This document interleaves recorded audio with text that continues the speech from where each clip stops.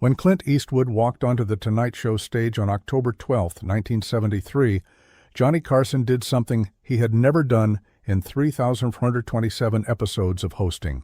He looked directly at Clint's extended hand, and with 30 million Americans watching live, he said 3 words that made Ed McMahon's cigarette fall from his lips.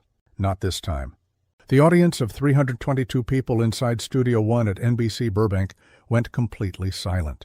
Clint Eastwood, the man who never flinched in front of cameras, stood frozen with his hand hanging in the air. His famous squint tightened. The orchestra stopped mid-note. Even Doc Severinsen lowered his trumpet and stared in confusion.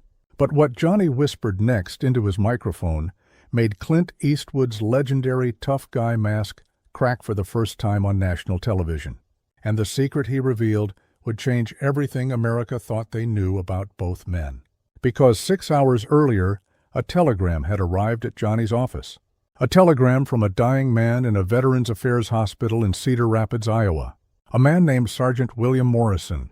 A man Johnny Carson and Clint Eastwood both knew but had sworn never to speak about publicly for 21 years. The telegram contained a black and white photograph. 3 young men in military fatigues standing on a Korean hillside in 1952. 2 of them would become the most famous faces in American entertainment. One of them would die alone in a hospital bed, believing the world had forgotten him.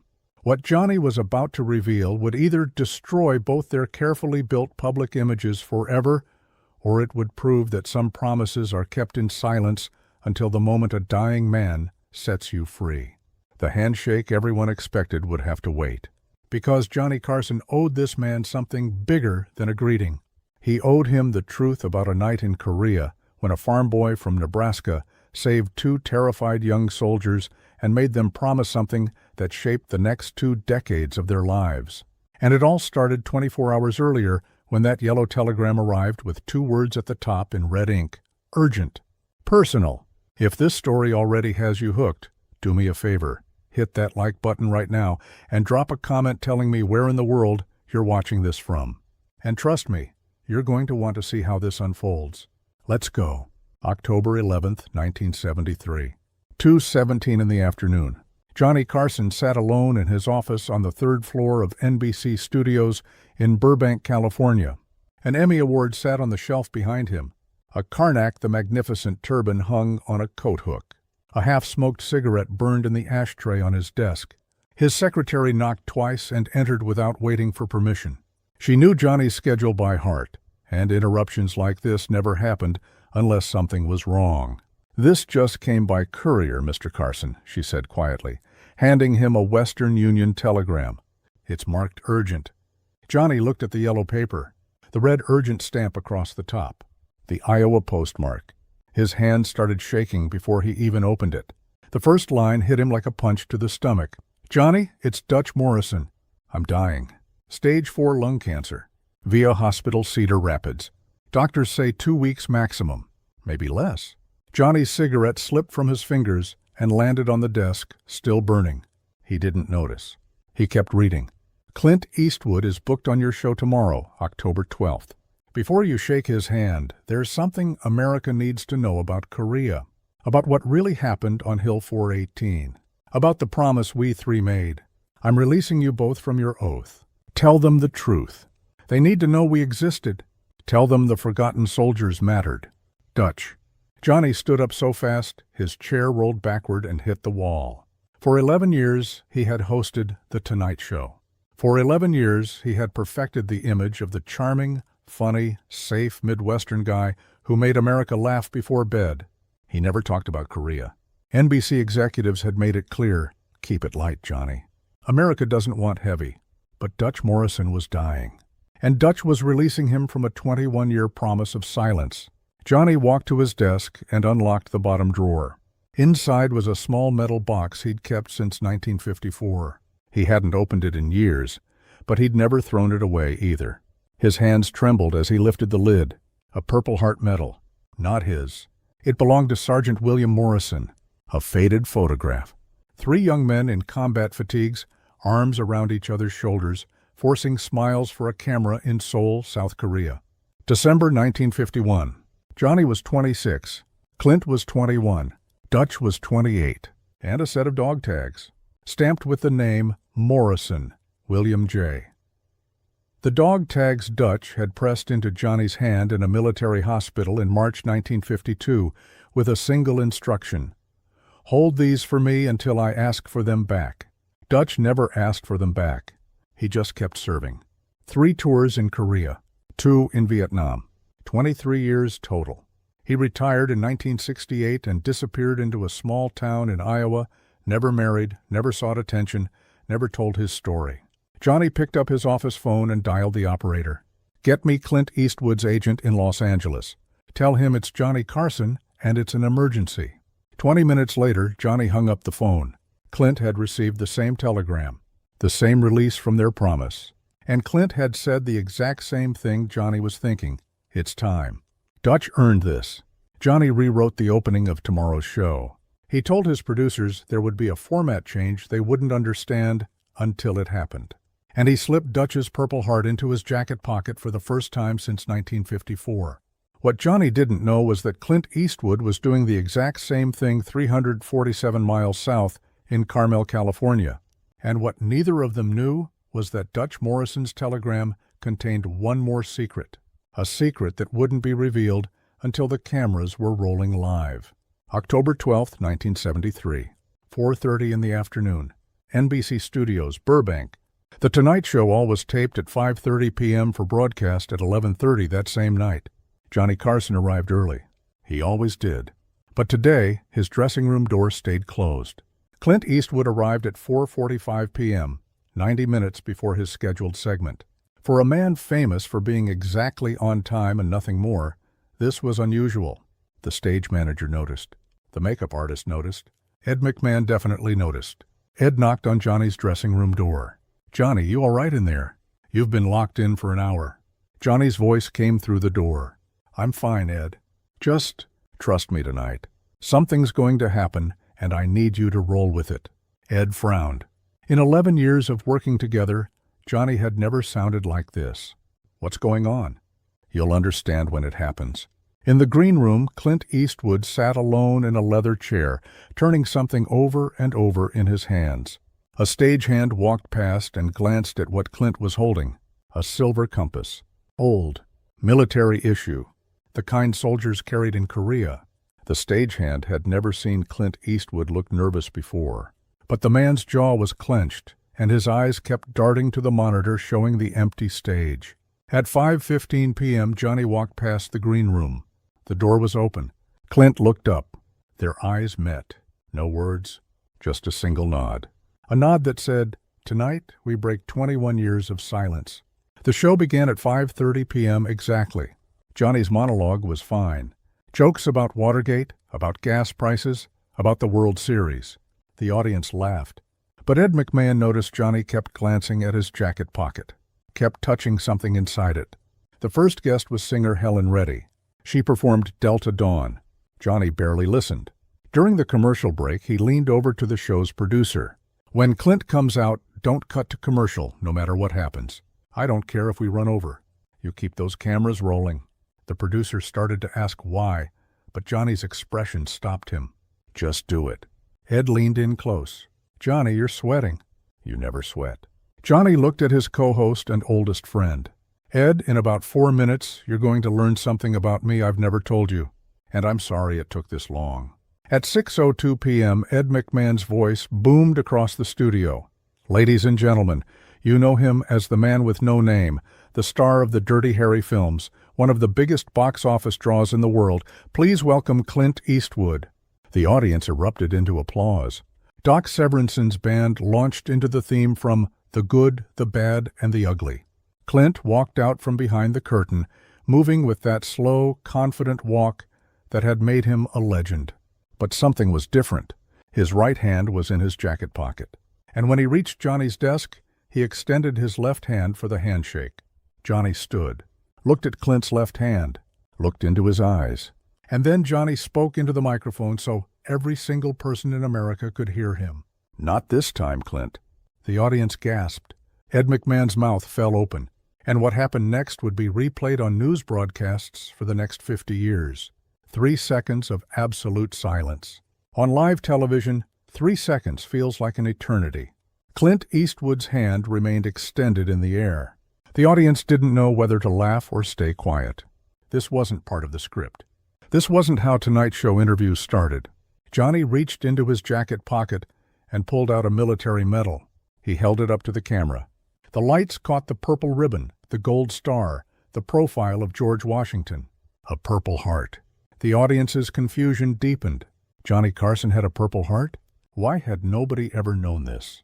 "This doesn't belong to me," Johnny said, his voice steady but different from his usual playful tone.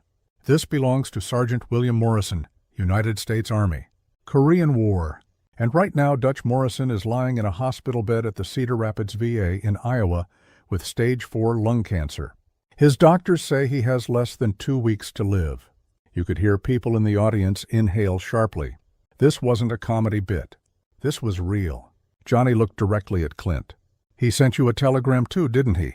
Clint nodded slowly. Then he pulled his right hand from his pocket and held up the silver compass. "Yeah, he did," Ed McMahon whispered from his chair. "Johnny, what is this?" Johnny turned to face the audience, the camera, the millions watching at home. "Ladies and gentlemen, before I shake Clint Eastwood's hand tonight, you need to hear a story.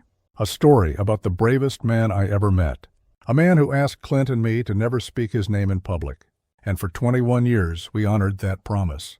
But yesterday Dutch Morrison released us from our silence because he's dying. And he wants America to know that men like him existed." Johnny gestured for Clint to sit.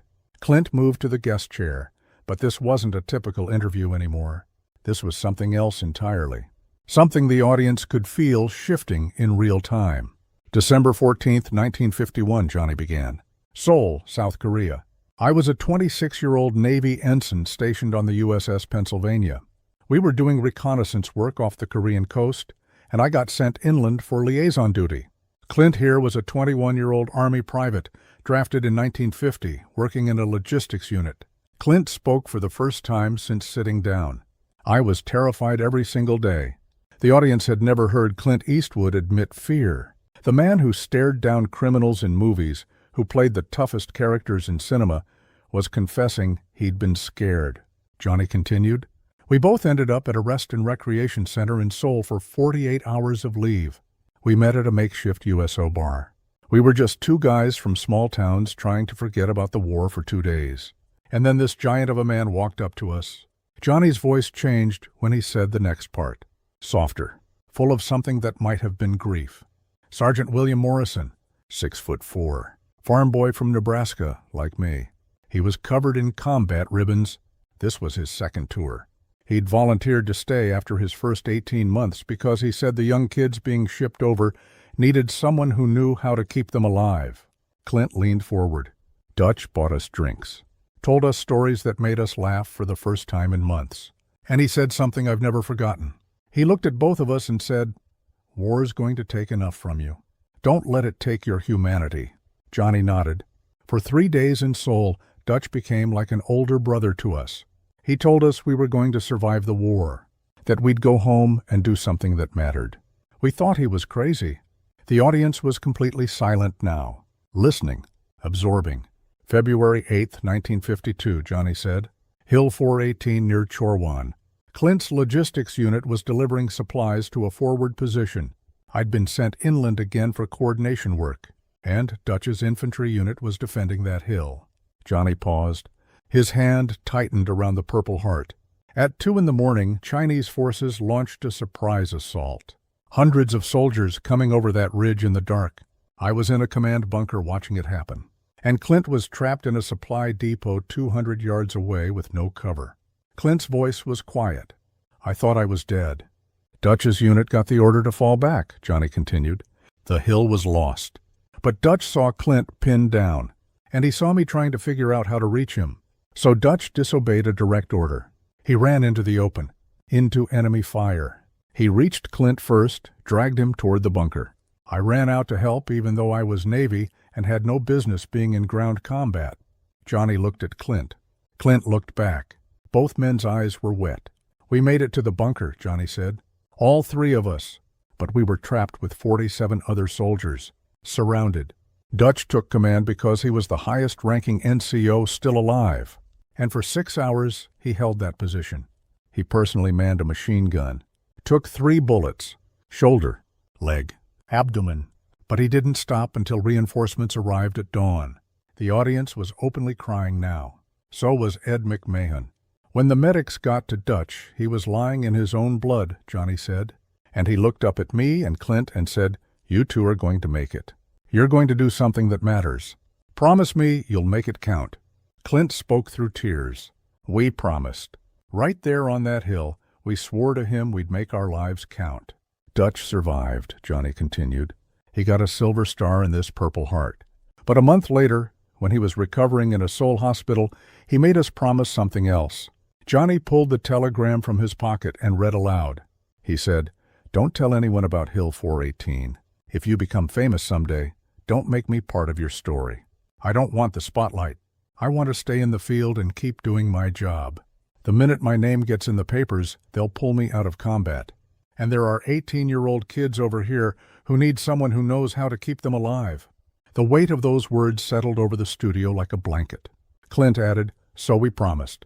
We shook his hand and swore we'd never speak his name publicly. Johnny held up the Purple Heart. "Dutch gave me this medal and told me to hold it until he asked for it back." Johnny's voice cracked. He never asked. He just kept serving. 3 tours in Korea. 2 tours in Vietnam. He retired in 1968 with 23 years of service. Never married. Never sought recognition. Never told his story. Johnny looked directly into the camera. For 21 years, Clint and I both became successful. We made money. We won awards. We got famous. And every single day, we knew it was because a farm boy from Nebraska bled on a frozen hill for 2 kids who didn't matter to anyone. Clint pulled out his own telegram. Yesterday, Dutch released us. He wrote, "I'm dying. Tell America the truth. Tell them the forgotten soldiers mattered." And then Johnny said the words that would change everything. Dutch didn't just release us from silence. He gave us one more mission. And we're going to complete it right now, live on television. Johnny stood up from behind his desk. Clint stood up from the guest chair. They faced each other in front of 30 million viewers. 2 of the most famous men in America, standing like soldiers about to receive orders. Dutch Morrison's telegram had 3 requests, Johnny said, his voice strong now, filled with purpose. 3 final missions for the 2 soldiers he saved 21 years ago. Johnny read from the telegram. "First, Johnny, use your platform to tell Korean War stories. Interview veterans. Make them visible. We're called the Forgotten War, and our soldiers are dying thinking nobody remembers." The audience began to understand. This wasn't just a story. This was a call to action. "Second," Johnny continued, "Clint, you make movies about tough guys. Make one about Korea. Show what it was really like. Show the 18-year-old kids who froze in foxholes and came home to nothing." Clint spoke directly to the camera. "I give you my word, Dutch. That film gets made. And third," Johnny said, his voice rising, "both of you establish something permanent. A fund. A foundation. Something that lives longer than all 3 of us. Something that takes care of the Korean War veterans who came home broken and forgotten." Johnny looked at Clint. Clint nodded. And then Johnny did something unprecedented in television history. He looked directly at the camera and said, "We're announcing it right now. The Dutch Morrison Veterans Fund. Clint and I are each pledging $50,000 as seed money. The mission is simple: support Korean War veterans with medical care, mental health services, and family assistance." The studio audience erupted into applause. But Johnny held up his hand. "We're not done. We're going to do something else we've never done on The Tonight Show." Johnny turned to his producer off camera. "Get me the VA hospital in Cedar Rapids, Iowa. Get me Sergeant Morrison's room. Right now." The audience gasped. Was this really happening? Was Johnny Carson about to call a dying veteran live on national television? For 90 seconds, America watched in silence as the call connected. Doc Severinsen played soft music. The phone rang through the studio speakers. A nurse answered. "Cedar Rapids VA, Oncology Ward." Johnny's voice was gentle. "This is Johnny Carson. I need to speak with Sergeant William Morrison. It's urgent. A long pause. Then, Mr. Carson? The Johnny Carson? Yes, ma'am. Please. It's important. Another 30 seconds of waiting. Then a weak, raspy voice came through the speakers. Johnny? The sound of Dutch Morrison's voice broke something in the studio. People were openly sobbing. Dutch, Johnny said, his voice shaking. I'm here with Clint. We're on The Tonight Show right now. 30 million people are watching. Dutch's voice was barely a whisper. You told them? Clint leaned to the microphone. We told them everything, Sergeant. Hill 418. The promise. All of it. There was a long silence. Then the sound of Dutch Morrison crying. Not sad crying. Something else. Relief, maybe. Or gratitude. You didn't have to do this, Dutch whispered. Johnny's response was firm. Yes, we did. You earned it. You earned all of it. And we're launching a fund in your name tonight. Starting right now. Dutch's voice cracked. I didn't want to die forgotten. I didn't want all of us to be forgotten. Clint spoke next, and his voice carried the weight of 21 years. You will never be forgotten, Dutch. We promise you that. This nation will remember. We're making sure of it. Johnny added, thank you for keeping us alive. Thank you for making us promise to live well. We're keeping that promise. Right now. In front of the whole country. Dutch Morrison's final words were barely audible. Thank you. Both of you. You became the men I knew you'd become. The call ended. The studio was silent except for the sound of people crying. Johnny and Clint stood facing each other. And this time when Clint extended his hand, Johnny grasped it. Not a Hollywood handshake. A military grip. Forearm to forearm. The kind of handshake soldiers give each other when words aren't enough. They held that grip for 10 full seconds while the camera zoomed in. Both men had tears running down their faces. And America watched as two legends honored a hero whose name they'd never heard until that night. The Tonight Show episode aired at 11:30 p.m. Eastern Time on October 12, 1973. By midnight, NBC's switchboard was overwhelmed. The phone lines couldn't handle the volume of calls. By 6 a.m. the next morning, every major news network in America was running the story. Johnny Carson's secret war hero. The handshake that revealed a 21-year promise. Forgotten war veteran gets national recognition. The Dutch Morrison Veterans Fund received $47,000 in donations within the first 24 hours. The phone number Johnny had put on screen was flooded with calls from Korean War veterans who wanted to share their stories, from families who wanted to donate, from Americans who hadn't thought about Korea in decades. VA hospitals across the country reported something unexpected. Thousands of visitors showing up asking about Korean War veterans. Families having conversations they'd never had before. Sons asking fathers about service they'd never discussed. Grandchildren learning about wars they'd never studied in school. In Cedar Rapids, Iowa, the nurses at the VA hospital told reporters that Dutch Morrison had watched the broadcast from his bed, that he'd cried for an hour afterward, that he kept saying, they did it. They really did it. 2 days after the broadcast, on October 14th, Johnny Carson and Clint Eastwood both flew to Cedar Rapids. They brought a camera crew with Dutch's permission. For 3 days, they interviewed him. 8 hours of footage. Dutch told his full story for the first time. His childhood on a Nebraska farm, enlisting at 18, 3 tours in Korea, saving 23 American lives over 4 years of combat, 2 tours in Vietnam, why he never married, why he kept serving. The war took certain things from me, Dutch said on camera, oxygen tubes in his nose, his body down to 140 pounds. But it gave me purpose. And when I saw what Johnny and Clint became, I knew my life meant something. I knew those kids on Hill 418 meant something. Johnny asked him about the newspaper clippings they'd found in Dutch's small apartment. Clippings of Johnny's Tonight Show success. Reviews of Clint's movies, all carefully organized in a scrapbook. Dutch smiled weakly. I watched every show I could catch, Johnny. Saw every one of Clint's films. I was proud of you boys. So proud. Clint's voice was thick with emotion. We were just trying to be worthy of what you gave us. Dutch looked at both of them with eyes that had seen too much war and too much loss. You were always worthy. From that first night in Seoul, I knew. I saw something in you both, and I was right.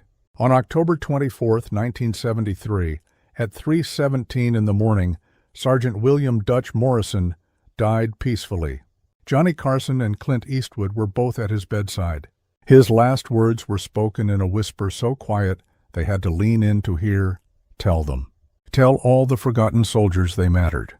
Johnny reached over and gently closed Dutch's eyes.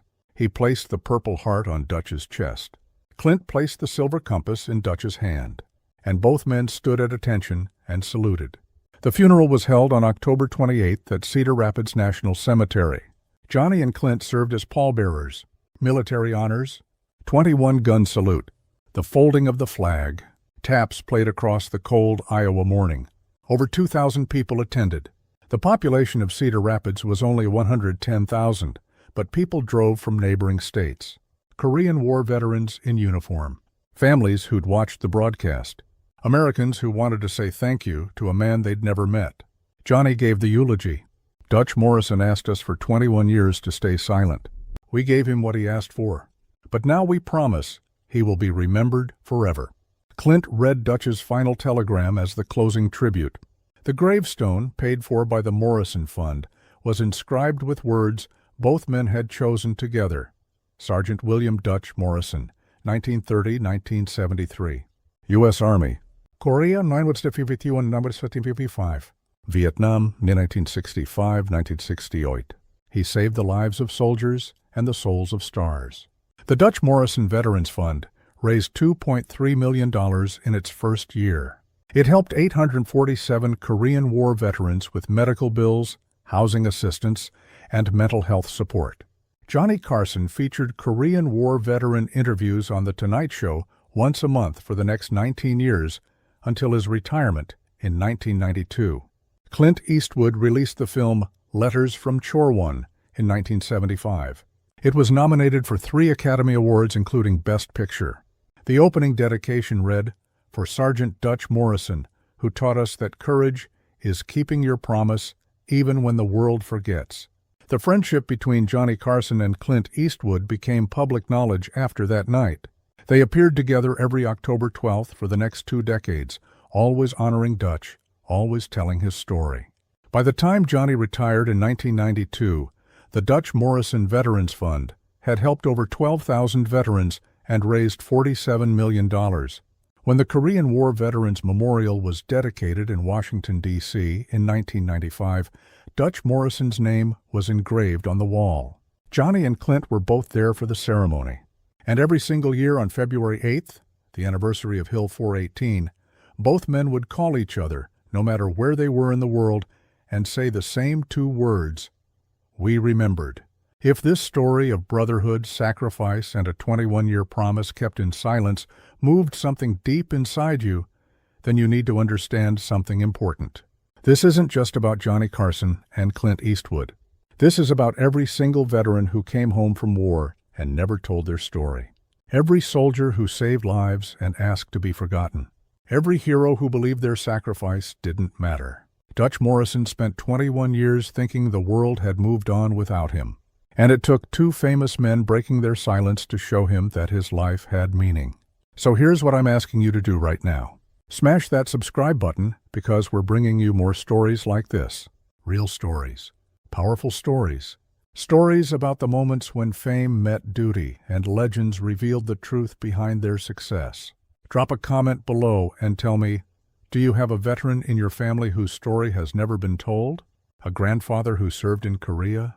An uncle who went to Vietnam? A parent who deployed to Iraq? Share their name right here in the comments. Let's build a memorial together. Let's make sure that, like Dutch Morrison, they're remembered. And hit that like button if you believe that the truest measure of success is what you do when someone who saved your life asks you to honor them. Tell me where you're watching this from. What country?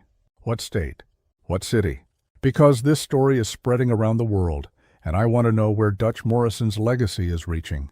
Because here's the truth. Sometimes the greatest handshakes take 21 years to happen. Sometimes the most powerful promises are kept in silence. And sometimes the real heroes are the ones who ask to be forgotten until 2 grateful men refuse to let them disappear. Dutch Morrison asked to be forgotten so he could keep saving lives. Johnny Carson and Clint Eastwood made sure the world would remember.